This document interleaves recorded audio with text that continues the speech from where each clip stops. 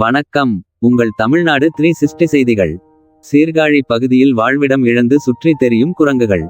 சீர்காழி அருகே சூரக்காடு பகுதியில் சாலை விரிவாக்க பணிக்காக வேரோடு வெட்டி அகற்றப்படும் நூற்றாண்டு கடந்த புளிய மரங்கள். காலம் காலமாக வாழ்ந்த மரங்கள் வெட்டப்பட்டதால் வாழ்விடம் இழந்து வாடி தவிக்கும் குரங்குகள். மயிலாடுதுறை மாவட்டம் சீர்காழி அருகே சூரக்காடு பகுதியில் பூம்புகார் மற்றும் நாகப்பட்டினம் செல்லும் பிரிவு சாலைகள் அமைந்துள்ளது.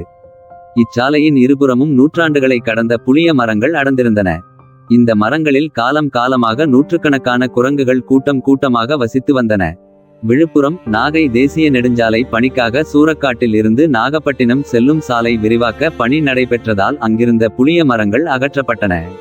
இதனை அடுத்து அப்பகுதி மரங்களில் வசித்த குரங்குகள் பூம்புகார் சாலையில் உள்ள புளிய மரங்களில் தஞ்சம் அடைந்து வசித்து வந்தது. இந்நிலையில் தற்போது பூம்புகார் சாலையையும் அகலப்படுத்தும் பணிகள் கடந்த சில தினங்களாக தொடங்கப்பட்டுள்ளது. இப்பணிக்காக சாலையின் இருபுறமும் உள்ள நூற்றாண்டுகள் பழமை வாய்ந்த புளிய மரம் உள்ளிட்ட அனைத்து மரங்களும் வேரோடு வெட்டி அகற்றப்பட்டு வருகிறது. இதனால் காலம் காலமாக தங்கள் வசித்து வந்த வாழ்விடங்களை இழந்த குரங்குகள் சாலையோரம் தவித்து வருகிறது. மேலும் அப்பகுதியில் இருந்து வெளியேறி அருகே உள்ள குடியிருப்புகளிலும் சில குரங்குகள் தஞ்சம் அடைந்துள்ளன. குரங்குகளால் மனிதர்களுக்கும் அதேபோல் மனிதர்களால் குரங்குகளும் இடையூறு ஏற்படும் சூழல் உள்ளது. எனவே வாழ்விடம் இழந்து தவிக்கும் குரங்குகளை பாதுகாப்பாக பிடித்து வனத்துறைக்கு சொந்தமாக காப்புக்காட்டில் விட நடவடிக்கை எடுக்க பொதுமக்களும் சமூக ஆர்வலர்களும் கோரிக்கை விடுத்துள்ளனர். விரைவில் நடவடிக்கை எடுக்கப்படுமா?